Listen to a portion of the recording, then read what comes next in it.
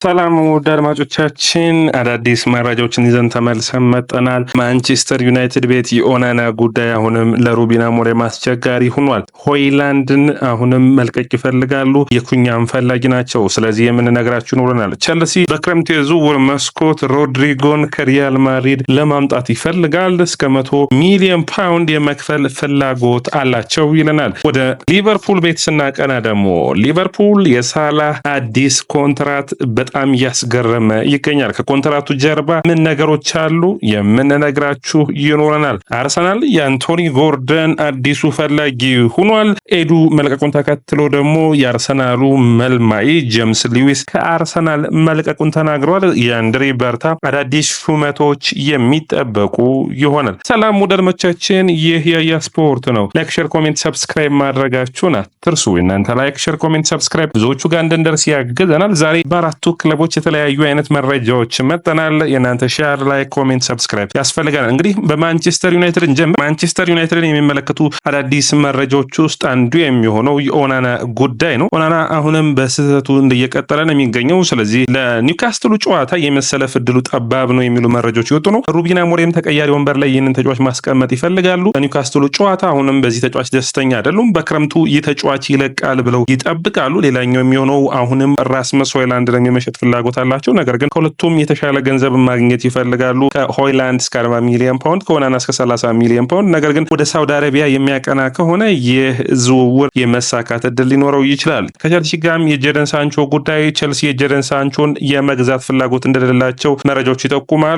እውነት ቸልሲ ይህንን እንግዲህ ጀደን ሳንቾን ማስፈረም የማይፈልጉ ከሆነ ለማንቸስተር ዩናይትድ አሳሳቢ የሚሆን ይሆናል። ነገር ግን ዶርትመንድ እስከ 20 ሚሊዮን ፓውንድ የማቅረብ ፍላጎት ይኖራቸዋል። ማንቸስተር ዩናይትድ ቤት የቆየን እንግዲህ ያለው ሌላኛው መረጃ የሚሆነው የቪላ አስቶን ቪላ ማለት ነው የአሴንሲዮና ራሽፎርድ ከሁለት አንዱን የማስፈረም እቅድ እንጂ ሁለቱንም በአንድ ላይ ማስፈረም ፍላጎት የላቸውም። ስለዚህ ከሁለቱ ደግሞ ተመራጭ ያደረጉት አሴንሲዮን ማስፈረም ነው። የፕሮፊታቢሊቲ ኤንድ ሰስተናቢሊቲ ሮል የሚችልላቸው ከሆነ ግን ሁለቱን የማስፈረም ፍላጎት አላቸው። ራሽፎርድ ወደ ማንቸስተር ዩናይትድ የመመለስ እድሉ ጠባብ ነው። ወደ ባርሴሎና ግን የሚያደርገው ዝውውር የሚጠበቅ ነው የሚሆነው። እንግዲህ ታዳጊው ቺዶ ኦቢ ማርቲን ከ21 ዓመት በታች ቡድኑ ጋር አብሮ ስልጠናን አልሰራም፣ በጨዋታ ውስጥም አልተካተተም። ስለዚህ የዚህ ቡድን አባሉ ነው ወደ ኒውካስትል የሚያቀናውና በኒውካስትል ጨዋታ እስከ 10 ደቂቃ የመሰለፍ እድል የማግኘት እድል ሊኖረው ይችላል። እንግዲህ ሌላኛው የሚሆነው የማቲያስ ኩኛ ጉዳይ ነው። ዛሬ የሚወጡ መረጃዎች በጠቅላላ ማቲያስ ኩኛን ወደ ማንቸስተር ዩናይትድ የሚያያይዙ ነው። ሩበን አሞሪም በ10 ቁጥር ሚና የሚጫወት ተጫዋች ይፈልጋሉ።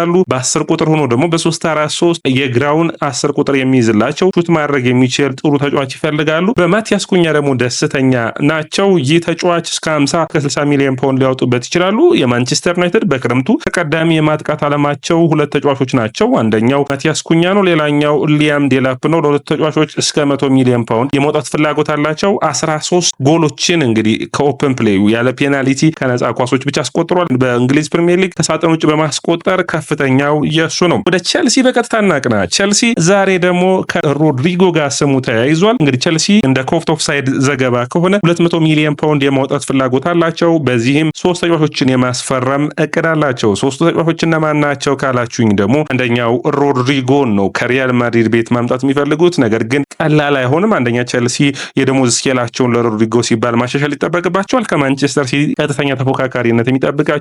ሪያል ማድሪድም ይህንን ተጫዋች የመልቀቅ ፍላጎት ሊኖረው ይጠበቃል። ነገር ግን ሪያል ማድሪድ የኤንዞ ፈርናንዴዝ ፈላጊ ስለሆነ ቸልሲዎች ድርድርን ሊያደርጉ የሚችሉበት አቅም ሊኖር ይችላል። ሁጅሰንን ሌላኛው ፈራሚያቸው እንደሚሆን ይጠብቃሉ ቸልሲዎች። ነገር ግን ጠንካራ ተፎካካሪ በዚህም ሁኔታ እንዳለባቸው የሚጠብቁት ነው የሚሆኑት። እንግዲህ በሪያል ማድሪድ ቤት የቪኒሲየስ ጁኒየር እና የኪሊያን መባፔ ጥሩ ብቃት ላይ መሆን ለሮድሪጎ ጥሩ ብቃቱን እያሳየ አይደለም። በተለይ አጥቂና የግራ መስመር ተጫዋች ከመሆን ወደ ቀኝ መስመር ሂዷል። በዚህም ደስተኛ አይደለም። ስለዚህ ወደ ሌላ ቡድን ማቅናት ይፈልጋል። አንዱ እንግዲህ ማንቸስተር ሲቲ ነው፣ ሌላኛው ደግሞ ቸልሲ ሆኖ ይታያል። ቸልሲ 100 ሚሊዮን ፓውንድ የመክፈል ፍላጎት አላቸው።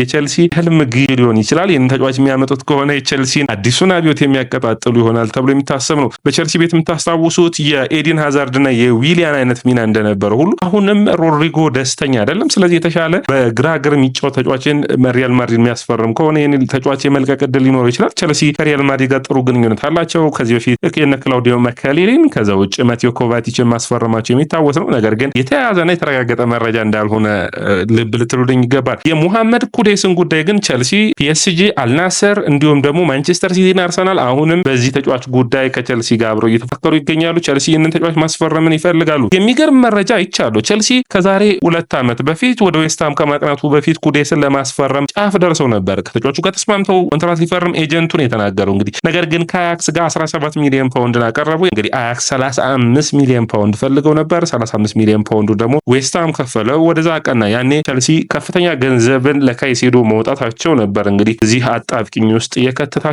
ቸልሲ አሁንም ቢሆን ጄሱስ ሮድሪጌዝን ይፈልጋል። ይህ በሪያል ቤቲስ ምርጥ ብቃቱን እያሳየ የሚገኘው ታዳጊውን ተጫዋች 35 ሚሊዮን ፓውንድ የመክፈል የመልቀቂያ አንቀጹን መክፈል ይጠበቅባቸዋል። ቸልሲ በዘንድሮ ውድድር ዓመት 2 ጎል ብቻ ነው ያስቆጠረው ይህ ተጫዋች። ስለዚህ ለሚቀጥለው ዓመት በዛው በሪያል ቤቲስ ቆይቶ ከኩንዳ ጋር በ2026 እንዲመለሱ ነው እንግዲህ ቸልሲዎች ፍላጎታቸው። ሳላህ እና ቫንዳይክ ኮንትራታቸው የተጠናቀቀ ነበር በዚህ ውድድር ዓመት።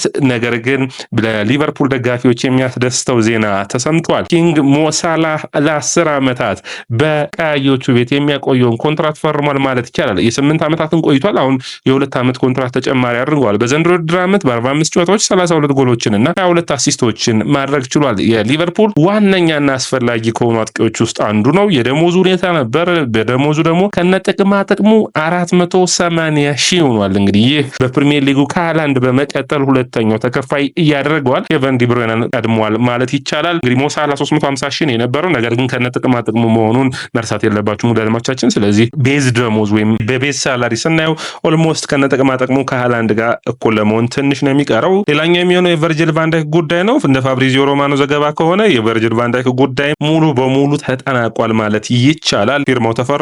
ሊቨርፑል በቅርቡ የሚያስታውቅ ይሆናል። ከ220 ሺህ ሳምንታዊ ደሞዙ የሆነ ያክል ጭማሪ የሚጠበቅ ነው የሚሆነው። ሊቨርፑል በክረምቱ የዝውውር መስኮት የእነዚህ ተጫዋቾች ኮንትራታቸውን ማራዘም ስራቸውን የሚያቃልላቸው ይሆናል። የኮናቴ የኮንትራት ጉዳይ ግን አሁንም አከራካሪ እንደሆነ እንደቀጠለ ነው። 2026 ነው ኮንትራቱ የሚጠናቀቀው። ለአድማቻችን ሪያል ማድሪድ የዚህ ተጫዋች ፈላጊ ናቸው። ደሞዙ አሁን 80 ሺህ ላይ ነው የሚገኘው። እስከ 200 ሺህ ይፈልጋል፣ ከዛ በላይም። ስለዚህ ድርድሩ እንደቀጠለ ነው።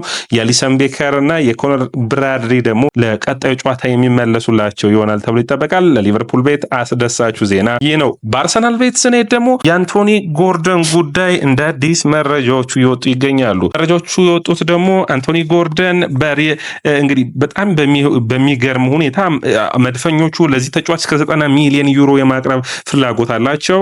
ቲቢአር ፉትቦል ይዞት በወጣው መሰረት አርሰናል ይህንን ተጫዋች ይፈልጋል። ነገር ግን አርሰናሎች ከዝርዝራቸው ውስጥ አንቶኒ ጎርደን፣ ሙሐመድ ኩዴስ እንዲሁም ደግሞ ሌላኛው ተጫዋች የሆነው ኒኮ ዊሊያምስ ሶስቱን ተጫዋቾች አንዱን ለማስፈረም ጥረት ያደርጋሉ። በርታ በዚህ ሁኔታ ላይ በሚገባ እየሰሩ እንዳሉ መረጃዎቹ ያሳያሉ። የአርሰናል መልማዮች ኃላፊ የሆነው ጄምስ ኤልያስ እንግዲህ አርሰናልን የሚለቅ ይሆናል። ይህ ለመድፈኞቹ ትንሽ አስቸጋሪ ቢሆንም እንግዲህ መቀበል የሚጠበቅ ይሆናል። በበርታ ስር አዲስ መልማይን የሚያመጣ ይሆናል።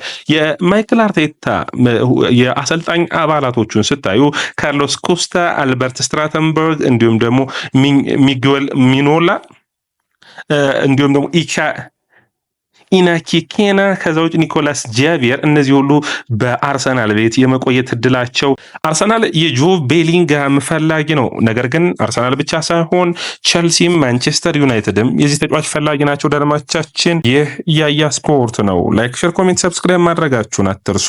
የእናንተ ላይክ፣ ሼር፣ ኮሜንት ሰብስክራይብ ብዙዎቹ ጋር እንደርስ ያግዘናል።